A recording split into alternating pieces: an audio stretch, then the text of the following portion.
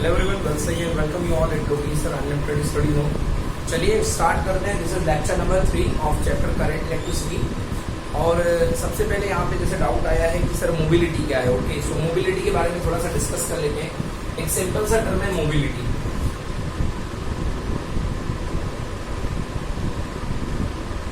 तो मोबिलिटी जो है इस तरीके का टर्म है जो बताता है कि कोई चार्ज कैरियर कितनी रफ्तार के साथ भाग सकता है, कितना स्पीडली भाग सकता है। That is called mobility. तो मोबिलिटी की जो डेफिनेशन होती है, it is denoted by mu and mobility is equal to drift velocity per unit electric field.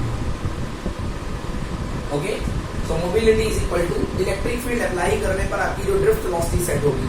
So drift velocity per unit electric field is called mobility. Okay, अब देखो दो हमारे पास। अब पहला जैसे आपने सवाल पूछा कि सर इलेक्ट्रॉन की मोबिलिटी क्या है और होल्स की मोबिलिटी क्या है, ये सवाल आपके पास आया। तो पहले ये जान लो कि इलेक्ट्रॉन तो जानते हैं। अब ये होल्स क्या है, नई चीज आ गई होल्स। ये होल्स क्या आ गए सुनने में। तो होल्स जो वर्ड आता है वो आता है सेमीकंडक्टर के लिए। किसमें आता है? सेमीकंडक्टर के लिए। ज्यादा डिटेल में नहीं जाएंगे, केवल ऊपर से इतना जान लो कि ये कोई सेमीकंडक्टर है। For example this is silicon. क्या है ये? सिलिकॉन एक टेट्रावेलेंट मटेरियल होता है। ओके, तो सिलिकॉन में ये एक सिलिकॉन जो है दूसरे सिलिकॉन से 4 बॉन्ड से जुड़ा रहता है। 1 2 3 4, ये सिलिकॉन के 4 बॉन्ड। ओके, और 4 बॉन्ड में 4 इलेक्ट्रॉन्स हैं, वैलेंस इलेक्ट्रॉन्स होंगे कि नहीं होंगे? क्योंकि सिलिकॉन टेट्रावेलेंट है, कार्बन ग्रुप में आता है ना, 14 ग्रुप में कार्बन की फैमिली।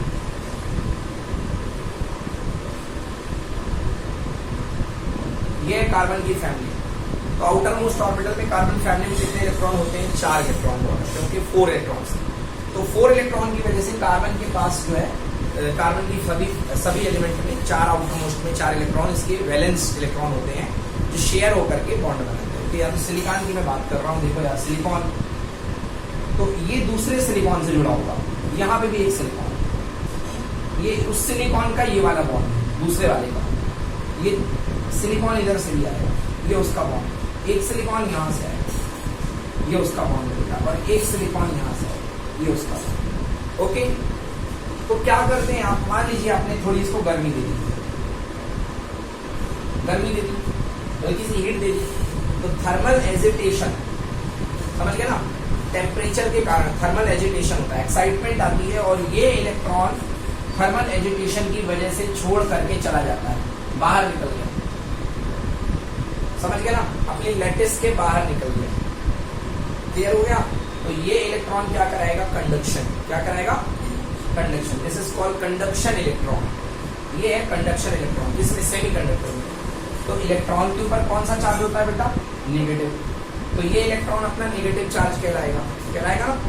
बट यहाँ पे इलेक्ट्रॉन एक खाली जगह छोड़ गया ना, तो ये किसके जैसे काम करेगा? ये एक पॉजिटिव चार्ज के जैसे काम करेगा। बट हालांकि ये है क्या? This is a vacant position, एक खाली पोजीशन है जो कि पॉजिटिव चार्ज के जैसे काम करेगी। In this position is called holes. इसको क्या बोलते हैं अपन बच्चों? होल्स। आ गया समझ में ना? तो ये बेटा होल कहलाता है। This is called hole. अब हम बात कर रहे थे मोबिलिटी किसकी ज्यादा होगी, इलेक्ट्रॉन की या होल की? तो देखो यार, इलेक्ट्रॉन तो बाहर हो गया, घूम रहा है, बेहतरीन, इलेक्ट्रॉन बाहर घूम रहा है, बट होल लैटिस में फंसा हुआ है। मतलब होल्स का बनना इलेक्ट्रॉन के निकलने के ऊपर है। यस और नो? होल्स का बनना किसके ऊपर है? इलेक्ट्रॉन के निकलने के ऊपर। मतलब पहले इलेक्ट्रॉन निकल जाएंगे, बाद में ये बात आएगी कि होल क्रिएट हो रहे हैं कि नहीं हो रहे हैं। इस बात से ये क्लियर होता है कि मोबिलिटी ज्यादा किसकी होगी? इलेक्ट्रॉन्स की होगी। किसकी मोबिलिटी ज्यादा होगी? इलेक्ट्रॉन्स की। तो मैं कह सकता हूँ कि mobility of electron is greater than mobility of holes. Any problem? So mobility of electron is here greater than mobility of hole. ये बात आगे समझ में ना? ओके, चलिए आज आगे का टॉपिक पढ़ते हैं। तो ये था मोबिलिटी के बारे में। मोबिलिटी की definition very important, mu. Okay, so mu is equal to drift velocity per unit electric field. Okay, drift velocity per unit electric field. यदि इसकी आपको यूनिट लिखनी है तो देख लो बेटा, ड्रिफ्ट वेलोसिटी किसमें नापी जाती है बेटा? Metre per second. और इलेक्ट्रिक फील्ड किसमें आता है बेटा? Volt per metre. Volt per metre electric, है ना? सो वोल्ट पर मीटर में आएगा। देन तो इसको आप सॉल्व करेंगे। तो metre per second, volt per metre, तो मीटर मीटर ऊपर चला जाएगा, metre square volt second, this is the unit of mobility. Okay, ये मोबिलिटी की यूनिट है। I hope it is okay बच्चों। अब आइए बात करते हैं आज के नेक्स्ट टॉपिक की, this is that is called EMF. Okay, EMF बच्चों हम नाम बदलने वाला है एक्चुअली। ईएमएफ जो है वो नाम बदल जाता है। देखिए क्या होगा, ये आपके पास कंडक्टर है, आयरन कोई लोहे की रॉड है आपके पास, बेटा ये लोहे की रॉड है, इसके अंदर क्या होंगे इलेक्ट्रॉन्स, ढेरों इलेक्ट्रॉन्स, निगेटिवली चार्ज इलेक्ट्रॉन्स, खूब सारे इलेक्ट्रॉन, करोड़ों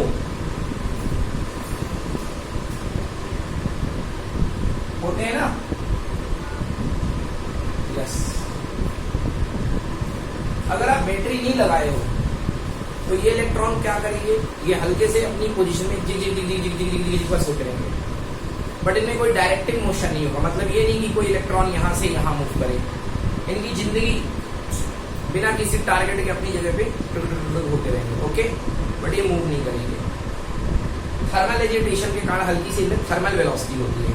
ओके, बट जैसे ही आप बैटरी लगाते हो, ये प्लस ये माइनस, बैटरी लगा दी V वोल्ट की बैटरी, बैटरी क्या देती है, लालच कह लो, क्या देती है, लालच। वैसे तो मैं अपने शब्दों में कहता हूं लालच, या लालच ना बोलो तो इसको बोलो इलेक्ट्रिक प्रेशर, दबाव, पढ़ने का दबाव, आगे बढ़ने का दबाव, और यहाँ पे चलने का दबाव, इलेक्ट्रिक प्रेशर। 10th क्लास में जो डेफिनेशन आई थी वोल्टेज की वही थी, the electric pressure which tends electron to move. वो इलेक्ट्रिकल धक्का जो इलेक्ट्रॉन को चलने पर मजबूर कर दे, उसको क्या बोलते हैं अपन, पोटेंशियल डिफरेंस। क्या बोलते हैं, पोटेंशियल डिफरेंस। अकेला पोटेंशियल नहीं, पोटेंशियल डिफरेंस। अकेला पोटेंशियल जिंदगी में काफी नहीं है, पोटेंशियल डिफरेंस जीवन में बहुत जरूरी है, क्योंकि जब तक डिफरेंस नहीं होगा तब तक आप अपना पोटेंशियल लेके बैठे रहोगे। लेवल में डिफरेंस, आपके 90 नंबर आ रहे हैं, आपको 100 पे पहुंचना है, तो ये है पोटेंशियल डिफरेंस। अब आप 90 लेके बैठे हुए, आपको 100 का पता ही नहीं है, तो आप तैयारी नहीं करोगे। यस और नो, क्लियर हो गया ना। डीएसपी बनने के बाद आपकी इच्छा होगी कि मैं एसपी बनूं, फिर उसके बाद आपको लगेगा मैं कमिश्नर बनूं। ये सारे के सारे क्या है, these are referring potential difference. ये थोड़े से डिफरेंस को बता रहे हैं। तो बेटा यहाँ पे इलेक्ट्रिकल प्रेशर जो होता है वही क्या देता है, इलेक्ट्रिक प्रेशर या पोटेंशियल डिफरेंस। ये इलेक्ट्रॉन को मूव करने के लिए बाधित करता है, प्रेरित करता है कि इलेक्ट्रॉन चलो। कैसे, ये माइनस है, ये पार्ट माइनस, ये पार्ट प्लस, तो वैसे देखना है तो ये नेगेटिव पार्ट इसकी तरफ अट्रैक्ट होगा, तो इसकी भाषा में कह दिया जाए लालच, और इसकी भाषा में कहा जाए तो नेगेटिव नेगेटिव क्या करेगा, उसको प्रेशर एक्सर्ट करेगा। तो इधर से देखा जाए तो प्रेशर, बात दोनों ही है। आगे बढ़ने के दो तरीके, घर वाले काम करवाएं जबरदस्ती तो प्रेशर, हम अपनी मर्जी से करें तो लगन कह लो, या अगर बहुत ज्यादा ही चाहत बढ़ गई हो तो लालच भी कह सकते हो। कोई कोई लालच के मारे भी पढ़ाई करता है, हालांकि ऐसे बच्चे बहुत कम होते हैं जो लालच में पढ़ाई करें, अरे मैं तो ये बुक खा लूंगा आज, पूरी पढ़ डालूंगा, ऐसे बच्चे बहुत कम है ना। कहते हैं यार वो तो बहुत पढ़ाकू है, तो लालच वाले बहुत ही कम स्टूडेंट होते हैं कि लालच के मारे पढ़ाई करें।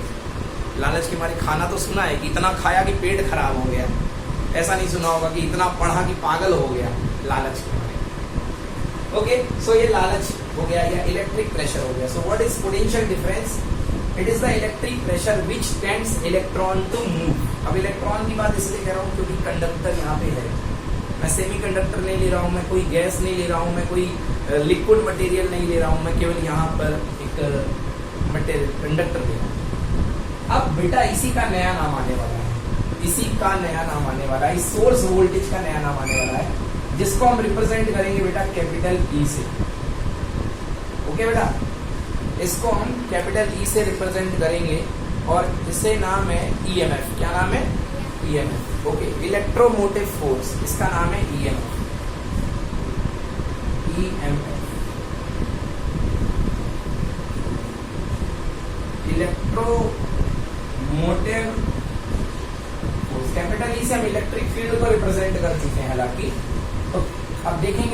कन्वेंशनल, कहीं पर कैपिटल ई और कहीं पर स्मॉल ई दोनों, बट ज्यादातर कैपिटल ई का ही इस्तेमाल होता है। बट ये है कि अगर ई वेक्टर लगाओगे तो इलेक्ट्रिक फील्ड आएगा, because electric field is a vector quantity, but EMF electromotive force is a scalar quantity, है ना। What is this? Electromotive force.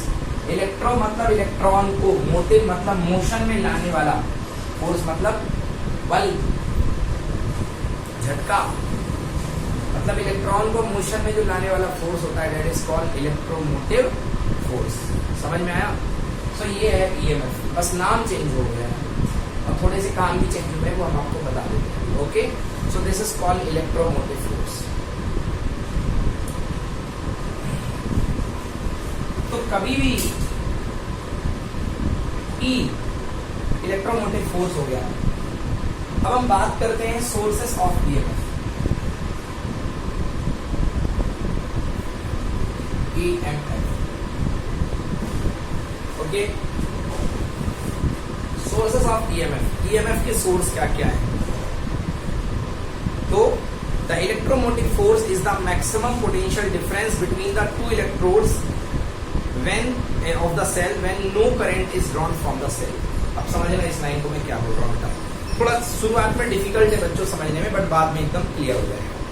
बेटा मार्केट से सेल खरीद के लेके आते हो, मार्केट से सेल खरीद के लेके आते हो, या एक और एग्जांपल लेके चलते हैं। आप मार्केट से कोई गाड़ी खरीदने लेके गए, टू व्हीलर खरीद के लेके जाते हो। जब आप उसका ब्राउचर देखते हो तो उसमें कितना लिखा रहता है? उसका एवरेज कितना है? 80 किलोमीटर पर लीटर या 90 किलोमीटर पर लीटर रहता है एवरेज गाड़ी का। अब आप गाड़ी चलाते हो तो गाड़ी जब आप चलाते हो ऑन रोड तो आपको एवरेज कितना देती है? वो 60 किलोमीटर पर लीटर। एग्री? कोई गाड़ी 90 तो नहीं देती ना, नहीं देती, ठीक है ना। 60 किलोमीटर पर लीटर, क्लियर हुआ ना? यस। कारण क्या है? देखिए, कारण ये है कि 90 किलोमीटर पर लीटर जो उनकी मेजरमेंट करते हैं उसका तरीका क्या है मालूम? गाड़ी को स्टैंड पे खड़ा करते हैं। ये चलो गाड़ी में सिर्फ मेरी ड्राइंग अच्छी नहीं है, फिर भी ये मोटरसाइकिल है, ये हैंडल हो गया उसका, ये चक्के हो गए, ये सीट हो गई, भाई साहब यहाँ पे बैठ गए और गाड़ी स्टार्ट कर दी।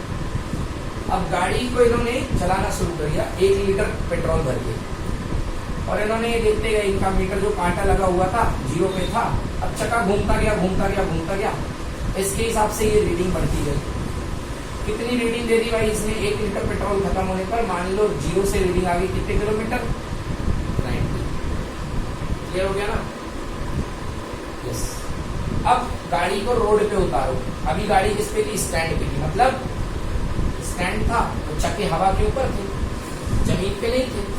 अब गाड़ी को जैसे स्टैंड हटाया और आपने रोड पे उतारा तो चक्के जो थे गाड़ी के वो बेटा किस पे आ गए? रोड पे। अब आपने गाड़ी में वापस 1 लीटर फ्यूल भराया और गाड़ी को चलाया तो आपको कितना मिला? कितने किलोमीटर चल के रुक गई गाड़ी? 60 किलोमीटर। समझ में आ गया? ऐसा होता है ना। ज्यादा लोगों को लिफ्ट भी नहीं लेनी चाहिए, इसीलिए पेट्रोल जल्दी खत्म हो जाता है ना। ज्यादा लोगों को लिफ्ट देते हैं तो पेट्रोल जल्दी खत्म हो जाता है। क्यों? क्योंकि सिस्टम का खुद के लिए कंजम्पशन बढ़ता है। यहाँ पर सिस्टम खुद पे कम वेस्ट कर रहा था, यहाँ सिस्टम खुद पे ज्यादा वेस्ट करेगा, क्योंकि रेजिस्टेंस वगैरह ज्यादा इन्वॉल्व हो गए। रोड आ गई है, जमीन आ गया है, रेजिस्टेंस रोकने रुकावट आ गई है। यहाँ पर कोई इसको रुकावट नहीं थी। समझ गया ना? तो कुछ इतना ही फर्क है। ये है ईएमएफ यानी कि प्योर एकदम कंपनी जो बोल के दे रही है आपको, और ये है वी जो मिल रहा है एक्चुअल आपको। ओके, तो ये ई और वी में फर्क है। एक कंपनी क्या बोल करके दे रही है और दूसरा आपको क्या मिल रहा है। बेटा आया समझ में? अब इसको एक और एग्जांपल के थ्रू समझिएगा।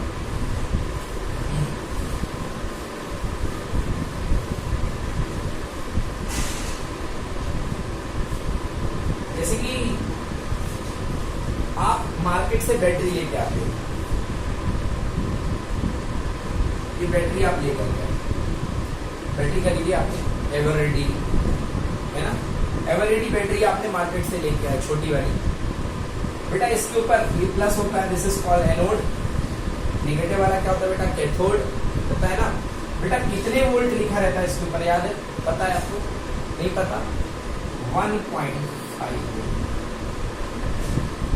ये 1.5 वोल्ट लिखा रहता है ना।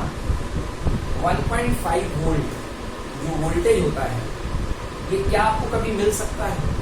कभी नहीं मिल सकता। एग्जैक्टली आपको 1.5 वोल्ट कभी नहीं मिल सकता है।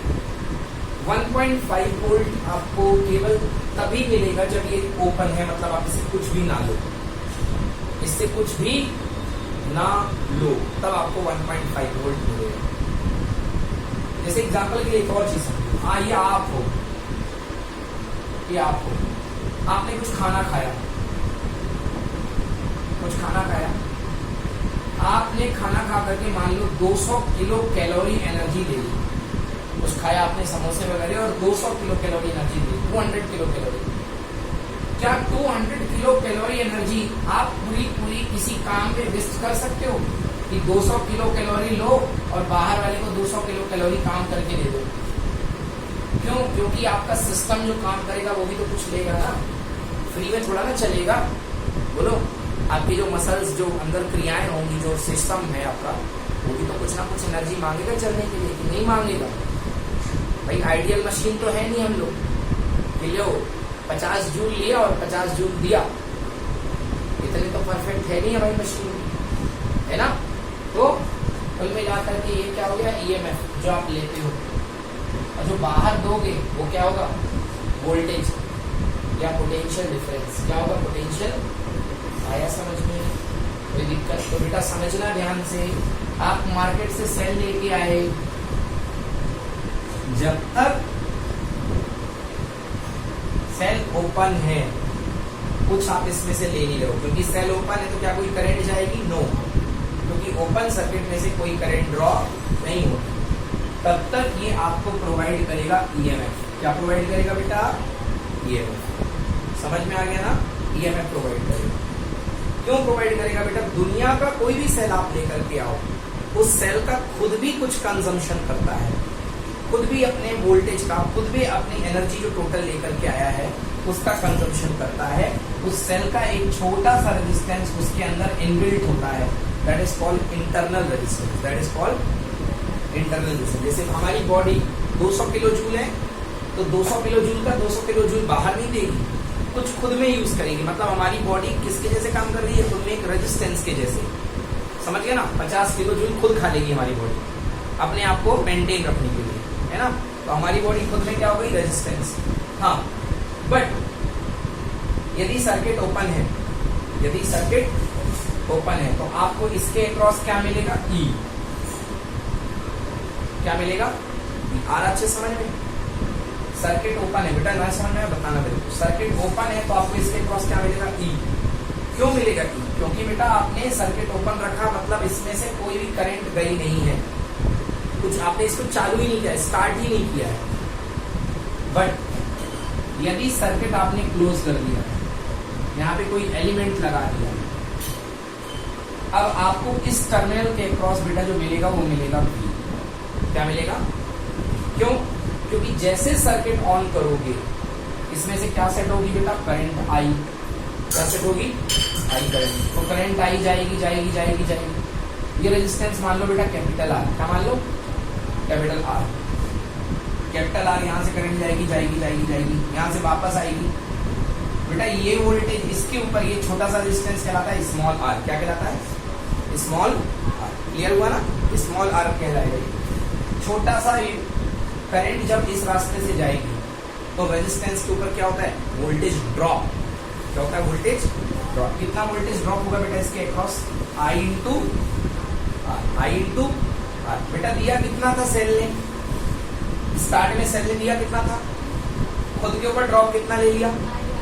E में से IR माइनस हो गया, बाकी मिलेगा बाहर वाले, बाकी मिलेगा बाहर वाले। तो V टोटल आउटपुट वोल्टेज, या V आउट लिख लो बेटा समझने के लिए, एक्सटर्नल वोल्टेज कह लो या आउट कह लो, equal to E minus I into. आया समझ में ना? क्लियर हो गया ना? तो दैट ये वी आउट कह लो या वी एक्सटर्नल, मतलब जो बाहर वोल्टेज मिलेगा आपके एपरेटस को वो एक्चुअली प्योर ई नहीं होगा, उसमें से थोड़ा सा कम होके मिलेगा। ये कम कौन खा रहा है? ये इंटरनल ड्रॉप है। क्या है ये? इसको एक थोड़ा एक लाइन और बढ़ा दूंगा, V out equal to E minus V internal drop, कुछ घर में ही खा लिया। वी आउट या V external equal to E minus current I into resistance क्या? R internal. आया समझ में? नहीं आया? पक्का? यस, आर इंटरनल ये है। अब आप यदि मैं जो बार बार कह रहा था आपसे, अगर करंट जीरो कर दो, करंट जीरो कर दो मतलब सर्किट तोड़ दो, सर्किट ओपन कर दो, सर्किट ओपन कर दो। If I equal to zero, I equal to current zero कर दो। करंट क्यों आपको आपके मन में दिया सर ये जीरो कर दो, कर ही नहीं सकते हो। सेल है तो रेजिस्टेंस, सेल बना कैसे? सेल बनेगा तो उसमें जो भी चीजें यूज होंगी उसका कुछ ना कुछ तो रेजिस्टेंस ऑफर होगा ना। तो आपने यदि आई जीरो कर दिया बेटा, तो देखो V equal to V out equal to क्या हो गया बेटा? ई माइनस जीरो, यानी कि ई। समझ में आ गया ना? मतलब जब तक आपका सर्किट ओपन है, जब तक आपका सर्किट ओपन है तब तक आपका ईएमएफ एक्सटर्नल वोल्टेज के इक्वल होगा, जब तक आप उससे काम नहीं ले रहे हो। समझ गए ना? ये बात कुछ ऐसी हुई कि मैंने आपको बनाना खिला दिया 200 किलो कैलोरी, मैंने ना खिला दिए, काम करने को बोला नहीं, आपसे मैंने काम करने का ऑर्डर भी नहीं दिया। तो जब तक मैंने आपको काम करने का ऑर्डर नहीं दिया है तब तक आप मेरे को कितनी एनर्जी शो करोगे?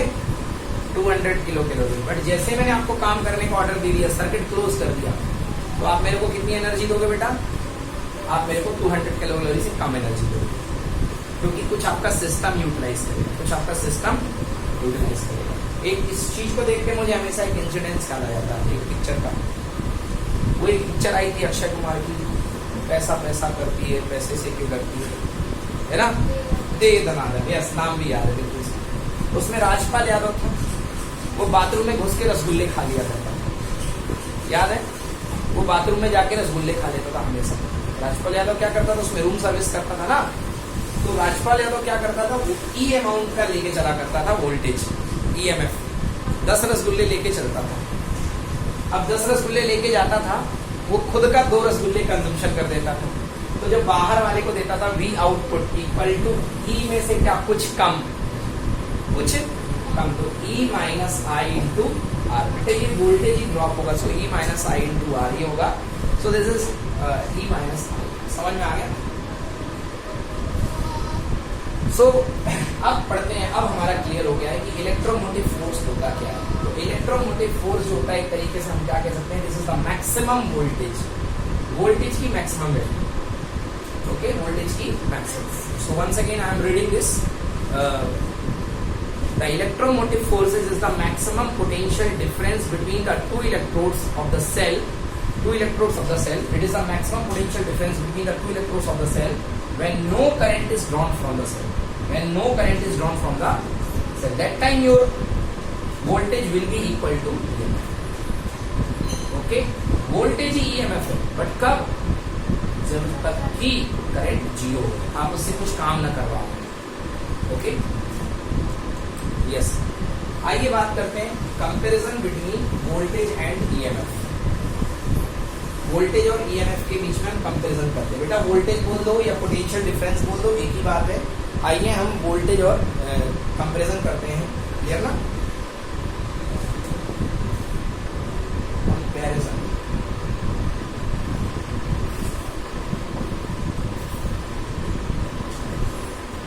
इसका कंपैरिजन ईएमएफ और यहाँ पे पोटेंशियल डिफरेंस पीडी या voltage. Okay, first part, EMF is the definition. Same.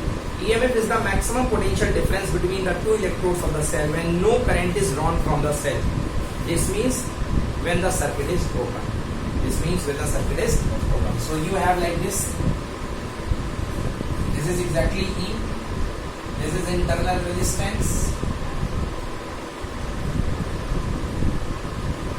Okay. Circuit open है। अगर आप यहाँ पर वोल्टेज नापना भी चाहेंगे तो इस समय V किसके इक्वल आएगा, E के इक्वल, क्योंकि ये कोई करंट खा ही नहीं रहा। इससे कुछ करंट जाती तो ड्रॉप होता। जब कोई चलता तभी तो जूते घिसते, जब कोई चलेगा नहीं तो कहां से जूते घिसेंगे, आया ना। ओके यस, तो कोई ड्रॉप ही नहीं हो रहा मेरे कहने का मतलब, जूते घिसने का मतलब ड्रॉप, फ्रिक्शन हो ही नहीं रहा है। So V is equals to कितना, E that time because it is open. Potential difference करेंगे। Potential difference is the difference of potential between any two point in a close circuit. Simple है, close circuit में किसी भी दो point के बीच का, close circuit यहाँ पे ओपन था और यहाँ पे क्लोज है, तो यहाँ पे ये लीजिए आर इंटरनल, बेटा यहाँ पे लगा दो, 3 एलिमेंट में लगा देता हूँ बेटा आपकी खुशी के लिए, 3 एलिमेंट में लगा देता हूँ। ओके, तो बेटा यहाँ से करंट जाएगी, आई करंट जाएगी, ये बेटा ईएमएफ था, जाएगा ना ईएमएफ, ये क्या था बेटा आर इंटरनल, करंट इधर से आएगी, इसके अक्रॉस कितना ड्रॉप हो जाएगा बेटा, आई इंटू आर इंटरनल, ठीक है ना। अब मैं बोलूं इसके अक्रॉस मुझे कितना मिलेगा, इन सब के अक्रॉस, तो ये था टोटल, इसमें से ये खप गया अंदर ही अंदर, खा लिया, सिस्टम नहीं खा लिया, तो मुझे इन दो पॉइंट के अक्रॉस जो मिलेगा, मैं यहाँ लिख रहा हूँ बनाकर, तो यहाँ इन दोनों पॉइंट के अक्रॉस जो मिलेगा, इसको मान लो बेटा ए और इसको मान लो बेटा बी, तो वी ए बी, ए और बी के बीच का पोटेंशियल डिफरेंस कितना मिलेगा बेटा, ई टोटल था minus I multiplied by R internal. समझ गया ना, किसी भी दो पॉइंट के बीच का वोल्टेज, अभी मैंने किसका किसका निकाला, इसका और इसके बीच का। अच्छा आप चाहो तो इसके बीच का भी निकाल सकते हो, इसको बोल सकते हो आप वी ए, हाँ इसको ले लो वी सी, ले लो इसको ले लो बेटा वी डी, इसके बीच का, और वी इसको ई ले लो बेटा, ले लिया, V C V D V E निकाल लो, बहुत ही सिंपल है। इसका नाम ले लो बेटा R1 R2 और क्या R3, वी सी, इसके ऊपर वोल्टेज, करंट कितनी I, रेजिस्टेंस कितना R1, answer I multiplied by R1, V D I multiplied by V E. समझ में आया, वोल्टेज आप मन मर्जी जिन दो टर्मिनल के बीच में निकालना चाहो निकाल सकते हो, ठीक है ना। Next EMF, EMF independent E, E is the, E में क्या इसका रोल है, नो, इसका रोल किसमें आता है, वी में आता है ना इसका रोल, देखो वी में आता है ना इसका रोल, आर इंटरनल का रोल किसका आता है, वी में आता है, यस और नो। तो जो ई है वो और एक्सटर्नल रेजिस्टेंस के ऊपर क्या निकलता है, वोल्टेज ड्रॉप, तो it is EMF is the independent from the resistance of the circuit. EMF को सर्किट के रेजिस्टेंस से ऊपर क्या लगा हुआ है उससे कोई मतलब नहीं है। क्यों नहीं है मतलब, क्योंकि ईएमएफ तो तभी निकलेगा जब सर्किट क्या है, ओपन, जब सर्किट ओपन है तभी ईएमएफ निकलेगा, उसी केस में ईएमएफ निकलेगा, बाकी केसेस में ईएमएफ नहीं निकलेगा। इसलिए आप यहाँ पे हाथी घोड़ा कुछ भी लगा दो कोई मतलब, समझ गया ना, क्योंकि ओपन नहीं है। नेक्स्ट यस, सेकेंड ये वाली बात, वी वोल्टेज, इस वाले कॉलम पे आते हैं, यहाँ पे अभी ईएमएफ पढ़ा और पोटेंशियल डिफरेंस। पोटेंशियल डिफरेंस क्या एक्सटर्नल रेजिस्टेंस पे डिपेंड करता है, बिल्कुल करता है, जितना हैवी रेजिस्टेंस होगा उतना ज्यादा पोटेंशियल डिफरेंस, यस और नो, यस। तो ये पोटेंशियल डिफरेंस रेजिस्टेंस पे ही तो आता है, बिकॉज फॉर्मूला ये V C equal to I into R1, so it depends on the external resistance। Clear हुआ ना, इधर से भी देख सकते हो, है ना, ये पोटेंशियल डिफरेंस पे भी डिपेंड कर रहा है। ओके नेक्स्ट, अगला है ईएमएफ में, the term EMF is used only for the source of EMF. EMF word केवल सोर्स के लिए यूज करते हैं, इसके लिए सोर्स, बट पोटेंशियल डिफरेंस किसके लिए यूज कर रहे हैं, किसी भी दो पॉइंट के लिए यूज कर सकते हो, चाहे यहाँ निकाल दो, चाहे यहाँ निकाल दो, चाहे यहाँ निकाल दो। ओके, इन केस आप इसके और इसके बीच भी यूज कर सकते हो पोटेंशियल डिफरेंस। ये बहुत बड़ा फर्क है, बहुत अच्छे से समझो इसको। ईएमएफ वर्ड आप केवल सोर्स के लिए इस्तेमाल करोगे, मगर पोटेंशियल डिफरेंस आप किसी भी दो पॉइंट के बीच के लिए इस्तेमाल कर सकते हो। क्लियर हुआ ना? The term EMF is used only for the source of EMF and the term potential difference may be used between, it may be used for any 2 point between the circuit, okay, or it is measured between any 2 point of the circuit. Next, EMF हमेशा greater होता है, हमेशा। Circuit के किसी भी 2 point का voltage निकाल लो, EMF उससे क्या आएगा? बड़ा। क्यों? मेन तो वही था, सारा बंटवारा उसी से तो हुआ है भाई। आप, मैं वही एग्जांपल, पूरी एनर्जी आपको 200 किलो कैलोरी दी थी, 200 किलो कैलोरी लेके ना काम किया आपने, तो काम जहां भी जैसा भी डिस्ट्रीब्यूशन हुआ हो आपकी एनर्जी का, उस 200 किलो कैलोरी से क्या ज्यादा होगा कि कम हो गया है? कम हो गया है। तो इसलिए EMF is always greater than the potential difference between any 2 point of the circuit. कोई भी 2 पॉइंट लो सर्किट के, उनसे ईएमएफ हमेशा बड़ा। सेकेंड पार्ट करते हैं, पोटेंशियल डिफरेंस।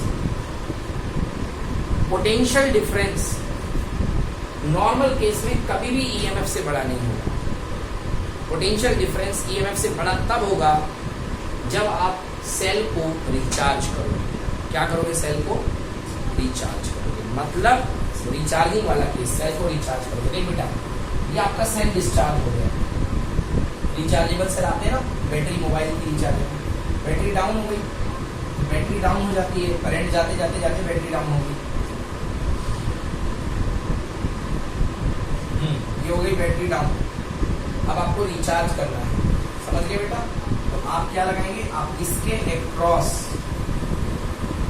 हाई वोल्टेज लगाएंगे, समझ गए ना?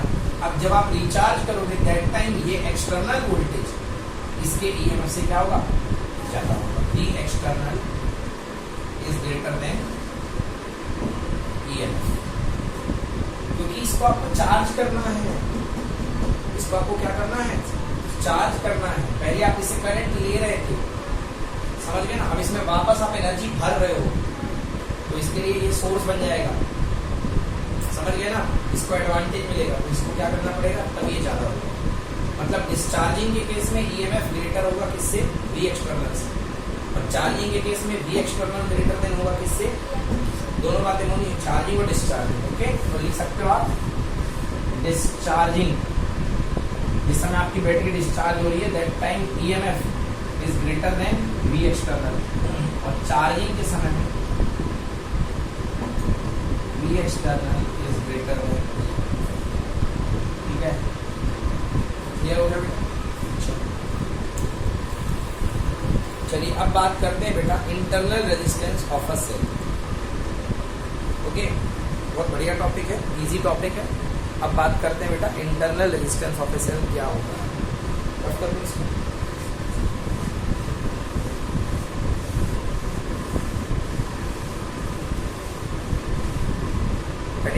Internal resistance of a cell,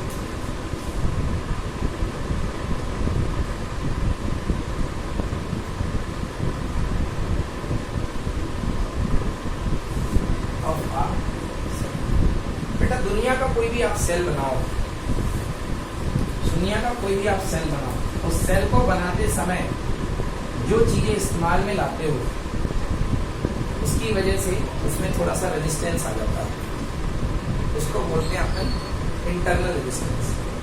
थोड़ा सा ही सही, बट कोई भी सेल बिना रेजिस्टेंस का नहीं बनाया जा सकता है। That is called R internal. अब आज आप थोड़ा सा मैं आपको सेल का व्यू दिखा रहा हूँ। सेल दिखा, बैटरी। अब बड़ी छोटी वाली बैटरी में तो आपको मजा नहीं आएगा, आप बड़ी वाली बैटरी में पहुंच जाओ। वो ट्रक में लगती हैं बड़ी बड़ी बैटरीज, या घर में इन्वर्टर हो तो बड़े बड़े बैटरीज होते हैं, उनमें होता क्या बेटा? एक ऐसा व्यू बना लो थोड़ा सा, ठीक है ना? एक प्लेट रहती है बेटा यहाँ पे, एक पॉजिटिव प्लेट होती है जिसको बेटा एनोड बोलते हैं, और एक नेगेटिव प्लेट होती है बेटा जी जिसको क्या बोलते हैं बेटा? और बीच में बहुत बड़ा स्विमिंग पूल होता है। सर स्विमिंग पूल क्यों बोल रहे हो, समझ में आ जाएगा। इसको बोलते हैं बेटा भरा होता है लिक्विड, इस लिक्विड को क्या बोलते हैं, इलेक्ट्रोलाइट। इलेक्ट्रोलाइट कैसा होता है, इलेक्ट्रोलाइट जैसे मान लो आपने भर दिया HCl, क्या भर दिया HCl, जिसमें क्या बोलते हैं डिसोसिएशन हो जाए, आयनाइजेशन हो जाए, इसको बोलते हैं इलेक्ट्रोलाइट, केमिस्ट्री वाला टॉपिक है। तो जब ये टूटता है तो बन गया H plus Cl minus, ions चलेंगे, जब आयंस चलते हैं अंदर तभी तो बिजली इलेक्ट्रिसिटी कंडक्ट होती है, आयंस के चलने से, लिक्विड में आयन के चलने से इलेक्ट्रिसिटी कंडक्ट होती है। तो अब देखो यहाँ पर यदि मान लो कोई आयन है H प्लस, डिसोसिएशन से टूट गया, ये एनोड है, ओके, मतलब प्लस टर्मिनल एनोड, और ये कैथोड है, मतलब ये कौन सा टर्मिनल, नेगेटिव टर्मिनल, ओके। तो H प्लस है, ये Cl माइनस है, Cl माइनस देखो बेटा ट्रेवल करके किसके पास जाएगा, इसके पास जाएगा कि नहीं जाएगा, ये ट्रेवल करके इसके पास जाएगा, एनोड के पास जाएगा, इसके पास। अब पहले इलेक्ट्रॉन चलता था कंडक्टर में, अब यहाँ अंदर आयन चल रहे हैं। अब आप फील करो कि इस आयन को चलने में क्या क्या दिक्कत हो सकती है। जितना लंबा रास्ता होगा, मतलब दोनों प्लेट के बीच की डिस्टेंस, उतना ज्यादा कष्ट होगा कि नहीं होगा, होगा ना, मतलब resistance is proportional to distance. कौन सा रेजिस्टेंस, इंटरनल रेजिस्टेंस। जितनी ज्यादा डिस्टेंस रखेंगे आप दोनों प्लेट के बीच में, रेजिस्टेंस उतना ज्यादा आएगा, क्योंकि आयन को उतना ही ज्यादा कष्ट होगा, होगा कि नहीं होगा, the ion will suffer more trouble, okay. Second part, area जितना ज्यादा होगा उतनी आसानी होगी। बड़ी प्लेट है फटाक से छू लेगा, छोटी प्लेट है तो पता चले उधर से घूम के आया तो फिर ऐसे मुड़ना पड़ेगा, ओके। मतलब resistance is inversely proportional to area, area ज्यादा रेजिस्टेंस कम, क्लियर हुआ ना। तो ये कुछ टॉपिक्स हैं, क्वेश्चन आता है कि बताइए किन किन बात पर डिपेंड करता है इंटरनल रेजिस्टेंस, ओके। सबसे पहले what is internal resistance, internal resistance बात करते हैं, the opposition offered by the electrolyte. कौन है ये, इलेक्ट्रोलाइट। आप स्विमिंग पूल में जब तैरते हो तो आपको ऑफर कौन करता है अपोजिशन, पानी, क्योंकि पानी आप चीरते जाते हो, पानी को अलग करते जाते हो, but it offering some resistance, that is called internal resistance of the water. Similarly for these ion, this water offering, this electrolyte offering some resistance, this is called internal resistance. The opposition offered by the electrolyte of the cell to the flow of the electric current, to the flow of the electric current, to the flow of the electric current through it is called internal resistance of the cell. Now discussing about the factors affecting the internal resistance of the cell. First, separation. We have seen that larger the separation between the electrodes of the cell, more will be the length of the electrolyte through which the current has to be flow or the ion has to be travel, okay. Consequently, a higher value of internal resistance means increases as we increase the distance between the plate, it would be increases. Second, more concern is the conductivity of the electrolyte. Electrolyte कितना conductive होते हैं ना, conductive electrolyte, जैसे HCl and H2SO4, which is more conductive, H2SO4, because it will give us 2 hydrogen plus ion. Number of ion ज्यादा होंगे तो ज्यादा conductive होगा. So greater the conductivity of the electrolyte, lesser will be the internal resistance. जितनी ज्यादा conductivity होगी उतना less होगा resistance of the cell. That is internal resistance depends on the nature of the electrolyte. Yes, very important. Internal resistance depends on the nature of the electrolyte. Right. The internal resistance of the cell is inversely proportional to the area, common area of the electrodes. Yes. अभी मैंने बताया it is inversely proportional to the area of the electrodes. अब common area की बात कर लो, मतलब एक area अगर बड़ा है, एक प्लेट अगर बड़ी हो, एक प्लेट अगर छोटी हो, तो कौन सा एरिया लोगे, छोटी प्लेट का। कौन सा एरिया लोगे, क्योंकि छोटी प्लेट का एरिया कॉमन एरिया होगा, क्योंकि बड़ी प्लेट के ऊपर छोटी प्लेट रखोगे तो कौन सा एरिया दिखाई देगा, छोटा एरिया ओवरलैप होगा ना। तो that is called common area of the electrodes. Okay, clear हुआ? सिंपल। चलिए अब हम बनाते हैं सर्किट इक्वेशन। क्या बनाते हैं? Circuit equation. चलिए बनाते हैं सर्किट इक्वेशन। एक हम सेल को यूज करते हुए सर्किट लेते हैं। हाँ, वन मोर थिंग मैं बताना भूल गया। The internal resistance of the cell depends on the nature of the electrode also. The internal resistance of the cell depends on the nature of the electrode. Electrode के भी nature पे depend करते हैं। Okay, next circuit equation. देखिए, ये मेरे पास एक EMF है ई, छोटा सा resistance, internal resistance R, okay, और बाहर है एक एक्सटर्नल रेजिस्टेंस। लाइट, पंखा, कूलर, टीवी जो भी लगाना हो लगा दीजिए, दैट इज कॉल्ड कैपिटल। बेटा जैसे ही आपने सर्किट, चलो आपके लिए मैंने की लगा दी। क्या लगा दी? की लगा दी। चलिए, जैसे मैंने की ऑन करी, सर्किट में क्या सेटअप हो जाएगी बेटा? करंट आई, करंट सेट हो गई। नेट वोल्टेज ईएमएफ मैंने क्या दिया था? ई। ये मेरी नेट लेके आया था पूरे रसगुल्ले। अब पूरे रसगुल्ले को मिलके दो लोगों ने खा लिया। एक तो खुद सर आर ने, स्मॉल आर ने कितना खाएगा बेटा? V internal. कितना खाएगा? वी इंटरनल खाएगा, और ये खाएगा कुछ बाहर वाला, इसको मान लो वी। समझ गया? यहाँ तक तो वी इंटरनल खाएगा, या इसको वी एक्सटर्नल भी लिख सकते हो आप, ये लिख सकते हो। ओके, चलिए तो क्या लिखेंगे? टोटल ई, बड़ा लिखा, total E is equals to, ये ई जो है दो पार्ट में बढ़ गया, इसमें और इसमें, capital V external plus V internal. Okay बेटा, चलिए E is equal to V external लगाता हूँ बेटा। एक्सटर्नल रेजिस्टेंस कितना है? आर। करंट कितनी है? I. I multiplied by R, plus internal छोटा सा वोल्टेज खाएगा बेचारा नन्हा सा, करंट तो आई ही जाएगी। रेजिस्टेंस क्या होगा बेटा? R internal. Okay, so E equals to I common bracket में R plus small R internal, so I equals to E by,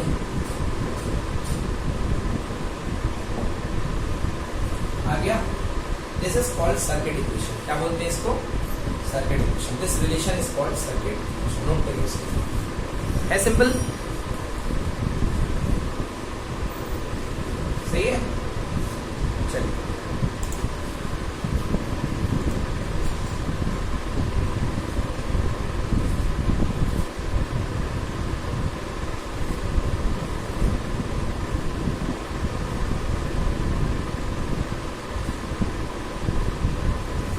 चलो देखो नेक्स्ट, अगला हेडिंग करिए, relation between small e, capital V, R and r. Relation between small e, capital V, small r, capital R, small r. समझ में आई चारों बातें? Sorry, capital E, small e बोल, कैपिटल ई मतलब ईएमएफ, कैपिटल वी मतलब external output voltage, R मतलब external resistance, small r मतलब इंटरनल रेजिस्टेंस। ठीक है ना बेटा? अब इसी सर्किट को देखो बेटा, अब मैं वी एक्सटर्नल ये लिखा, मैं सीधे वी लिखूंगा, मतलब जो बाहर जो आउटपुट गिरेगा वो कितना है बेटा? वी। तो मैं क्या लिख सकता हूँ बेटा? मैं लिखूंगा यहाँ पे E is equals to V plus I into R. समझ में आया कि E is equal to V plus I into, क्योंकि E जो है दो पार्ट में एक्सपेंड हुआ है, एक तो इस B में गया है और ये छोटा सा गया है। E is equals to V plus I. पलट के लिख लो, V plus I small are equal to क्या आ गया बेटा? E। पलट के लिख दिया, I small r equals to हो गया बेटा E माइनस V। Okay, relation number 1। ना अब यहां से देखो ओम्स लॉ लगा दो सीधा सीधा। इसमें ओम्स लॉ लगाओगे तो V capital V equal to क्या आएगा I R, capital V equal to I R. इधर से लिखता हूँ, इधर से capital V is equal to I multiplied by R, but R capital है क्योंकि एक्सटर्नल की बात कर रहा हूँ। एक्सटर्नल के ऊपर कितना वोल्टेज गया है, आया समझ में नहीं आया। ये तो बेटा रेडिएशन नंबर 2, दोनों को डिवाइड कर दो बेटा, दोनों को डिवाइड कर दिया। पलट के भी लिख सकता था E minus V upon V is equals to, बेटा ऊपर क्या है आई स्मॉल आर और नीचे क्या है बेटा आई कैपिटल आर। बेटा आई से आई कैंसिल, आया ना, देखो डिवाइड कर दो बेटा, ये क्या आ गया E upon V minus V upon V is equals to small r by capital R, E by V minus 1 equals to small r by capital R. बेटा स्मॉल आर की वैल्यू निकाल सकते हो इससे, ओके कैसे आएगी स्मॉल आर की value, ऊपर ले जाओ, small are equal to E upon V minus 1 multiplied by, समझ में आया? Okay this is very important, this एक क्वेश्चन आता है, ओके नोट कर लो इसको, ठीक ना, इससे भी एक क्वेश्चन आता है।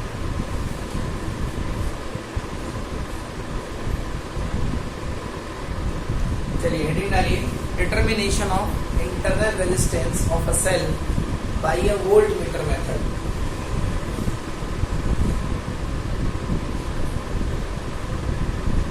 Determination of internal resistance of a cell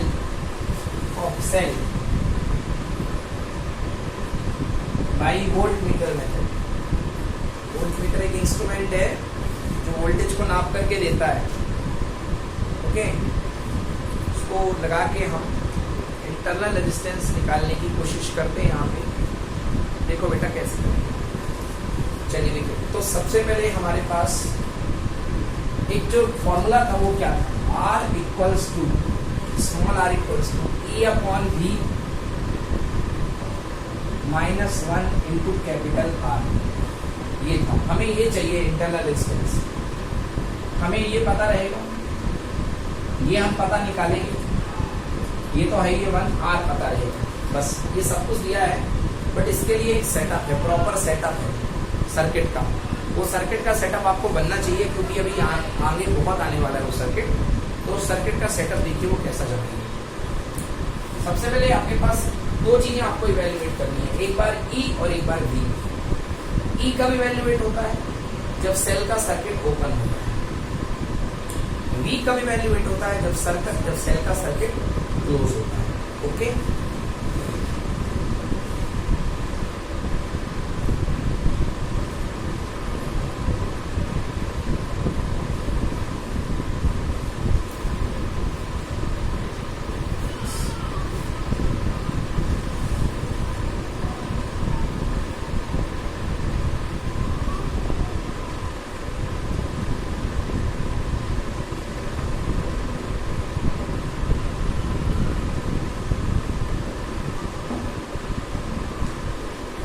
circuit ये रेजिस्टेंस बॉक्स लगा दिया है, क्या दिख रहा है, ओपन है कि क्लोज है, ओपन है।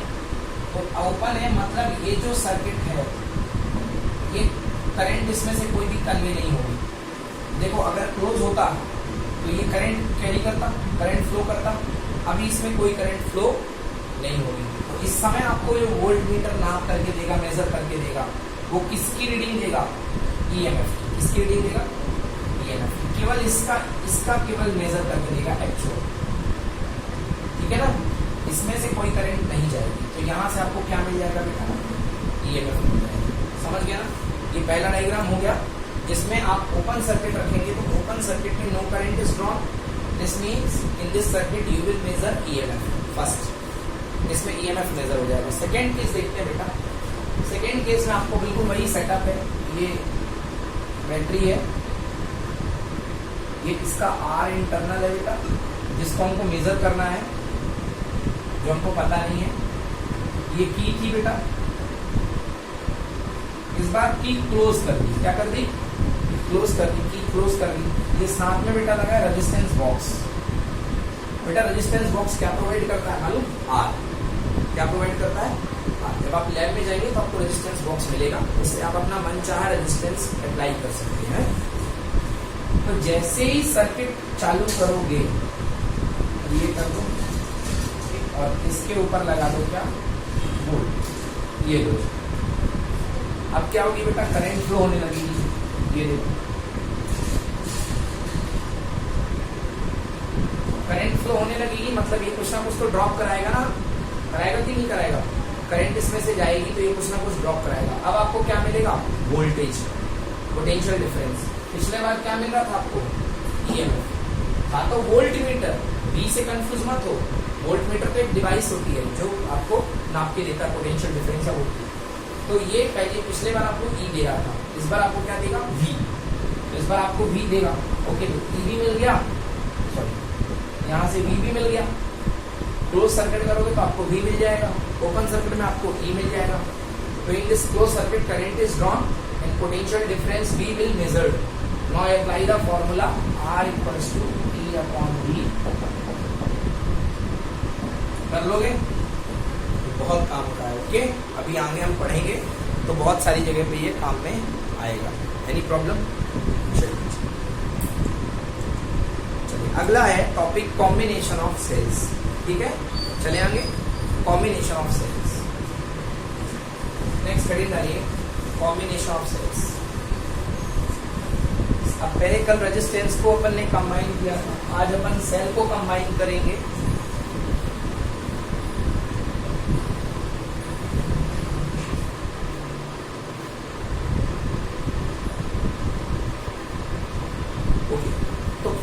सीरीज कॉम्बिनेशन, फर्स्ट है series combination. Make the heading series combination. So cells are connected in series. So in series में क्या होती है, सेम अमाउंट ऑफ करंट जाती है। So cells are connected in series when they are joined end to end. देख लो कैसे होगा। सेल, ये मेरे पास पहला सेल है। प्रैक्टिकल सेल की बात कर रहे हैं बच्चों, बचपन से बाहर आ जाओ। बचपन में हम सेल का इंटरनल रेजिस्टेंस नहीं लेते थे, बात ही नहीं करते थे सेल में कुछ इंटरनल रेजिस्टेंस होता। बेटा बड़े हो गए तो ये बेटा इंटरनल रेजिस्टेंस ले लो, ये सेल का दूसरा, ये तीसरा, ये सेल लगे हुए हैं। ओके, ये एक सेल है, ये दूसरा सेल है, ये तीसरा सेल है। एक्चुअल में इन सारे सेल को मिला के अपन बोलते हैं बैटरी। ओके, 3 मैंने ले लिए हैं। This is cell number 1, complete cell. This is cell number 2 and this one is cell number. वैसे तो बहुत ले सकते हो, 3 काफी समझ बेटा। इसको कनेक्ट कर दो। सेल से क्या चलाते हो, कुछ भी रिमोट चलाओ तो बाहर क्या लगाओगे, बल्ब लगाओगे, रेजिस्टेंस।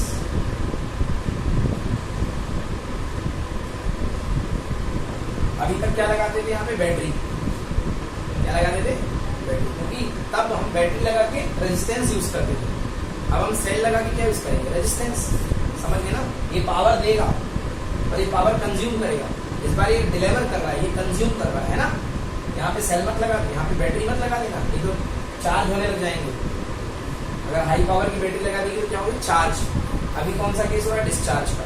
समझ में आया बेटा?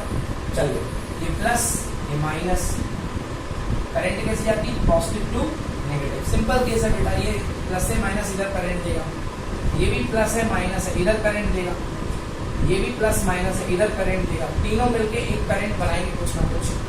Suppose that current is I. क्या करंट बना दी बेटा, समझ में आ गया?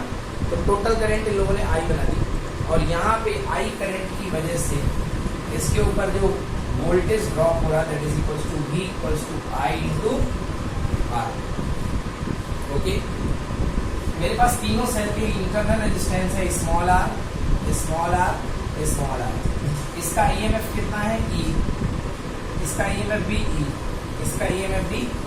मतलब कैसे सेल है, आइडेंटिकल, मतलब एक जैसे cell. So what is, note लिखिए, note the EMF of battery. पहला पॉइंट लिखते हैं, the EMF of the battery. Cell individual है, बैटरी मतलब टोटल, टोटल बैटरी होगी, टोटल मिला के बैटरी होगी। तो बेटा क्या होगी, बैटरी का total EMF, total EMF equals to net EMF जो आएगा सेल का, वो आएगा E1 plus E2 plus E3 plus E4 dot dot dot, और जितने भी होंगे। तो यहाँ पे कितना आएगा, E plus E plus E equals to कितना हो जाएगा, 3E। क्लियर हुआ? तो यदि n सेल्स हैं, for n cells total EMF equal to कितना होगा बेटा? n टाइम्स ऑफ E होगा ना?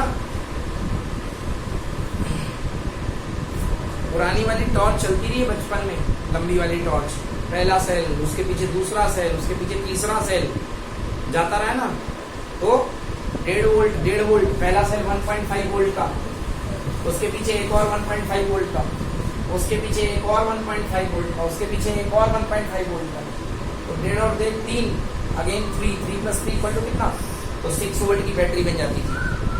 सेल के पीछे सेल के पीछे सेल के पीछे सेल, यहीं पे ये हो रहा है E3E. So if there are n cells, then that will be Ne.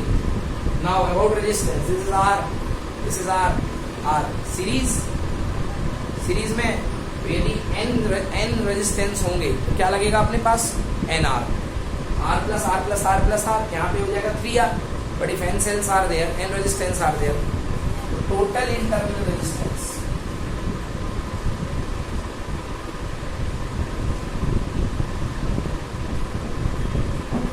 Yes, total internal resistance equals to NR. Clear हुआ? ठीक है ना? बताइए, हर सेल से सेम करंट जाएगी कि अलग अलग करंट जाएगी? सेम, क्योंकि एक ही करंट है, सीरीज में करंट सेम होती है. ओके, टोटल इंटरनल रेजिस्टेंस कितना हो जाएगा? सबका सम.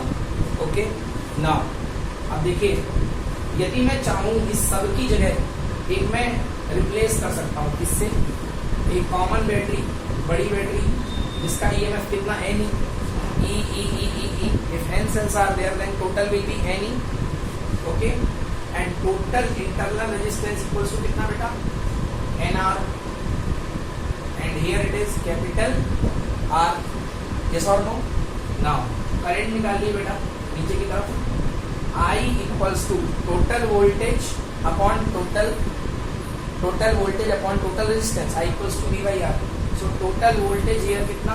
Ne अपॉन टोटल रेजिस्टेंस, ये वाला और ये वाला इसमें सीरीज में है ना, सीरीज में ऐड हो जाएगा. यस और नो? सो कितना हो गया? R plus n square. Note करिए, R प्लस n स्क्वायर.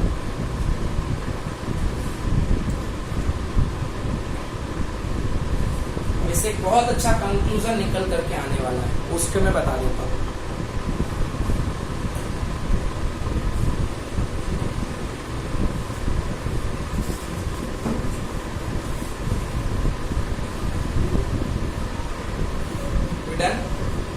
एक बहुत अच्छा कंक्लूजन निकल करके आने वाला है. इस एक्सप्रेशन को देखिए बेटा, I equals to Ne upon R plus n small r. If R is very very greater than NR, अगर एक्सटर्नल रेजिस्टेंस इंटरनल की तुलना में बहुत बड़ा है, सब ठीक है ना? ये तो इंटरनल का n टाइम्स है बेटा. तो जब इंटरनल के n टाइम्स से बड़ा है तो इंटरनल से तो कई गुना बड़ा होगा. बोलो यस की? तो जब इंटरनल से ये कई गुना बड़ा होगा तो हम क्या कर सकते हैं? हम R प्लस एन आर को इक्विवेलेंटली क्या लिख सकते हैं बेटा? R. दैट टाइम इसको अगर आप केवल R में शिफ्ट करोगे तो I equal to n times E upon कितना? R. n times E by R. Clear हो जाएगा ना? मतलब I equal to n times E by R. क्या मिल रहा आपको?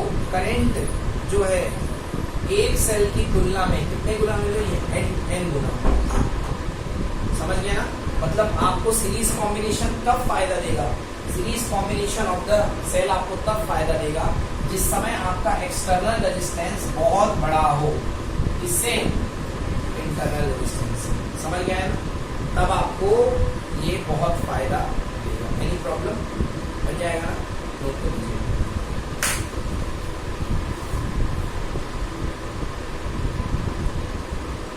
ओके, इसको नोट कर लीजिए.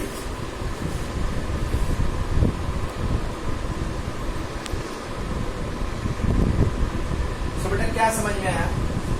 व्हेन टोटल इंटरनल रेजिस्टेंस या सिंपली कह लो when internal resistance is negligible in comparison to external resistance.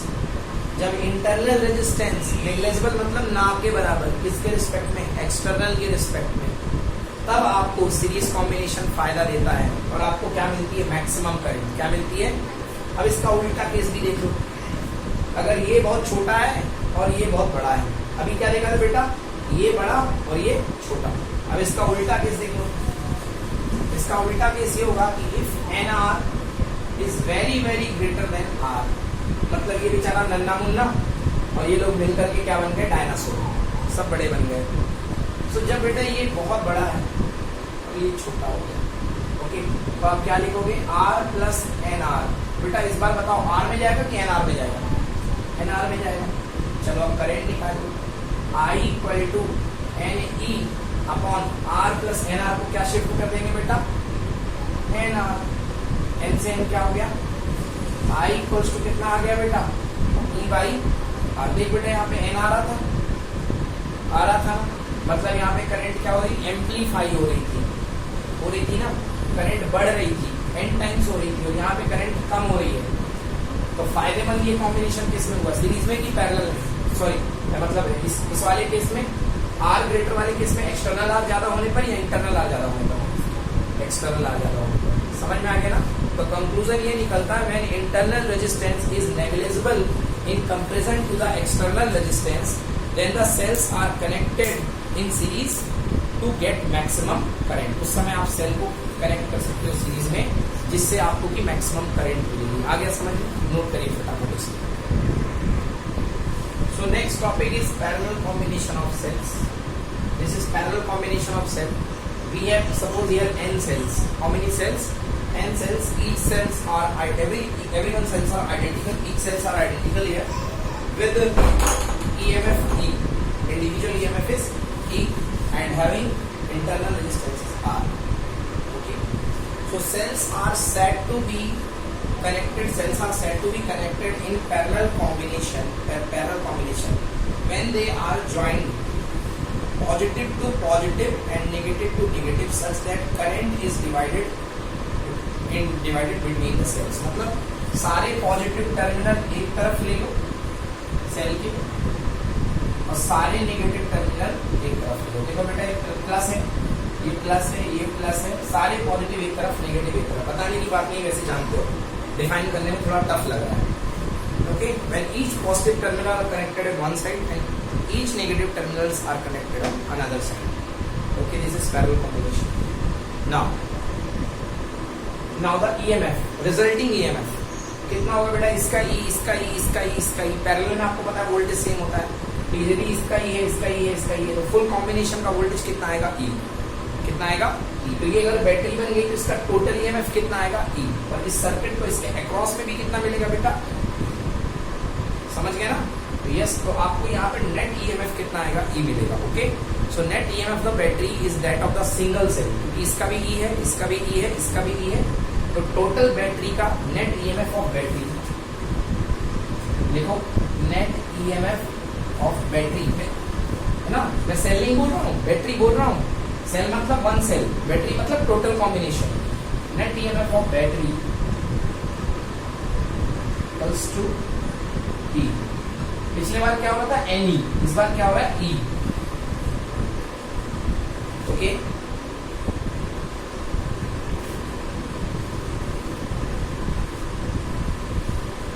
अब देखो बेटा, ये अपने हिस्से की करंट देगा बेटा, ये अपने हिस्से की करंट देगा, ये अपने हिस्से की करंट देगा, ये अपने हिस्से की करंट देगा। चारों करंट जुड़ करके इस सर्किट से निकलेगी और टोटल करंट होगी। तो इसको ऐसा भी मान सकते हो कि हर पार्ट में करंट इक्वल इक्वल बढ़ेगी। समझ गया ना, करंट इक्वल इक्वल बढ़ेगी, टोटल करंट ये वाली चलेगी। Okay, this is suppose this current I. Okay, तो second note is the current in the external circuit is divided equally. The current in the external circuit is divided equally among the cells. Now अब निकालते हैं बेटा net resistance. इसका total resistance कितना होगा, देखो बेटा पैरेलल में है आर आर आर आर। चलो तो निकाल लेते हैं, इसका पहले कॉम्बिनेशन का नेट रेजिस्टेंस निकाल लेते हैं। तो बेटा इसको मान लेते हैं 1/R dash. 1 upon R dash equal to 1 by R plus 1 by R plus 1 by R up to ये कौन से नंबर का सेल है बेटा? nth नंबर का, फोर्थ नहीं बोल रहा हूँ, nth समझने के लिए 3 4 दिखा देता हूँ, nth नंबर का। तो बेटा लास्ट में भी क्या आएगा? अब बेटा 2 होते तो 1 बाई आर 2 बाई आर आता, 3 होते तो 3 बाई आर, तो अभी क्या आएगा? n by R. So 1 by R dash equal to कितना आ गया? n बाई स्मॉल आर आएगा ना, 1 by R dash equal to n by R. पलट दे बेटा, r डैश इक्वल टू क्या आ गया? r by n। तो क्या कर सकता हूँ मैं इसकी जगह मैं एक इक्विवेलेंट बैटरी बना सकता हूँ, सबको हटा के। क्या? ये था एक्सटर्नल रेजिस्टेंस R, सर ने बताया इन सब का वोल्टेज कितना मिल रहा है? E। इन सब की जगह एक वोल्टेज कितना आएगा बेटा? E नेट बैटरी का, क्योंकि पैरेलल में वोल्टेज घटता बढ़ता नहीं है, सेम होता है। साथ में रेजिस्टेंस टोटल कितना? R बाई n आ गया। चलो अब निकालते हैं करंट, कैसी आएगी? ऐसी। सिंगल बैटरी में चिंता की बात ही ना, ऐसी current. Okay, now I total current I equal to होता है net EMF E upon net resistance, ये प्लस ये सीरीज में है ना, ये और ये। लिखो बेटा R by n plus capital R। आ गया समझ में ना? इसको सॉल्व कर दो बेटा। I equals to E divided by R plus n capital R upon कितना? n। सो I equals to n E upon small r plus n capital R। Note करो बेटा, करंट आ गई पैरेलल कॉम्बिनेशन में, n E upon n R plus R।